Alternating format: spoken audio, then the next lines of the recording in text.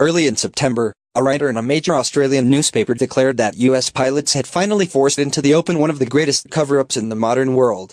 The disaster that is the Joint Strike Fighter JSF or F-35. This claim is maybe one of the most ironic of all myths about the JSF, given it's one of the most openly reported and heavily scrutinized development projects in world history. The report went on to say, America's pilots could see that the JSF was no match for equivalent Russian and Chinese aircraft. Add to that bad management in the US Air Force, and the US pilots have been leaving the US Air Force sick in droves.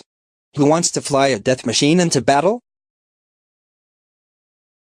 The big problem with the resurrection of myths about JSF capability trouble is that they are wrong.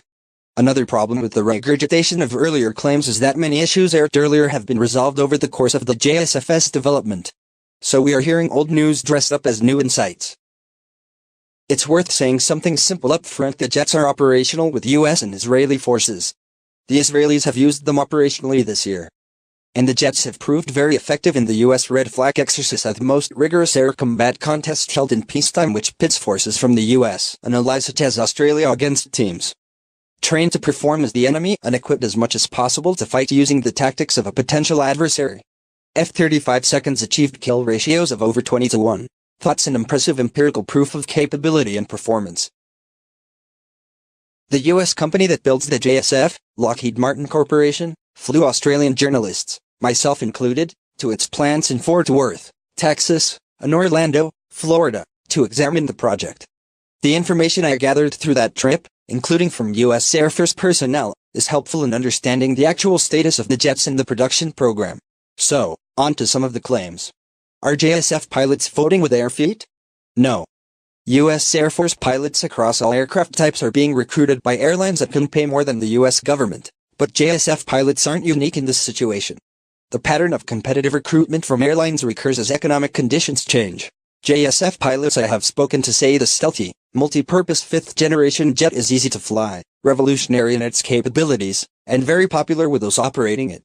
On the claim that Russian and Chinese aircraft are superior, Lockheed Martin employees said that on the scant information available about aircraft such as the Chengdu J-20 fighter and Russia's Su-57, it appeared that both lagged the F-35 by 10 to 15 years in terms of stealth and other key capabilities.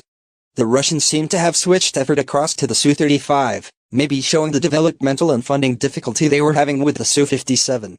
The head of ASPA's Defense and Strategy Program, Michael Schwebridge, says various analysts tend to toss up comparisons between the JSF and the Russian and Chinese aircraft, and usually combine this with a list of JSF developmental problems over time. Schwebridge says that what these critics miss in their analysis is the exhaustive scrutiny of such US projects through the transparency built into them. The US government, through Congress, the US Department of Defense and the US Government Accountability Office, has provided reams of warts and all disclosure. The US Department of Defense and the US Government Accountability Office has provided reams of warts and all disclosure on the development of the JSF. In contrast, there's almost no disclosure of the developmental difficulties in the Russian and Chinese programs.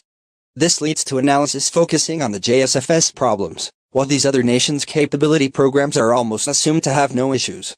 That is likely to lead to two consequences: underestimation of JSF capability, particularly when it operates as part of an integrated force of systems, sensors and shooters as it is designed to do.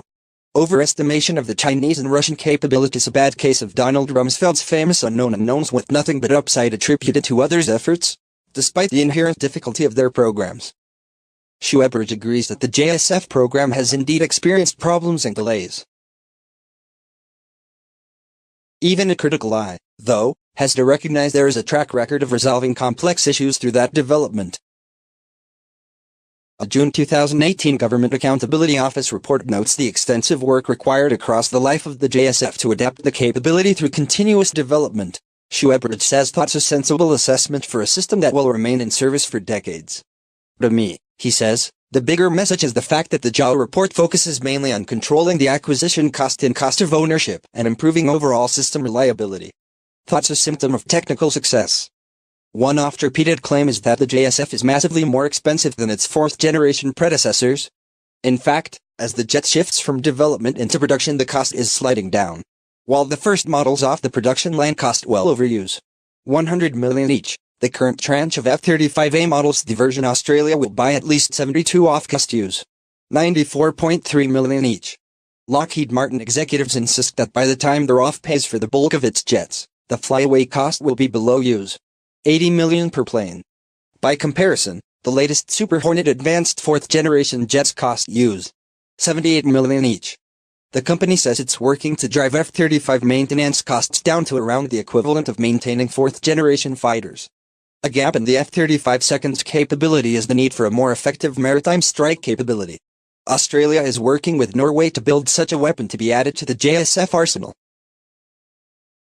An old claim re-emerged this week that the JSF could be taken down by lightning strike. Lockheed Martin said that issue had been resolved and the aircraft could survive a direct strike by lightning.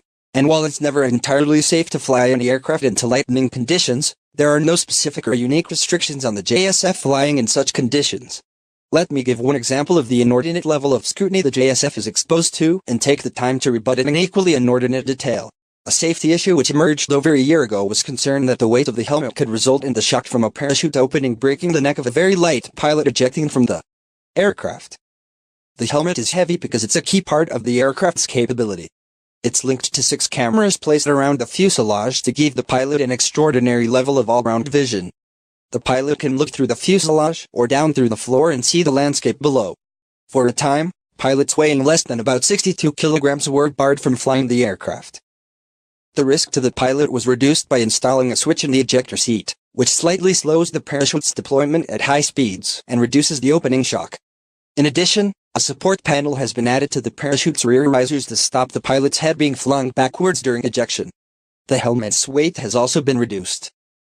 The pilot weight restriction has now been lifted.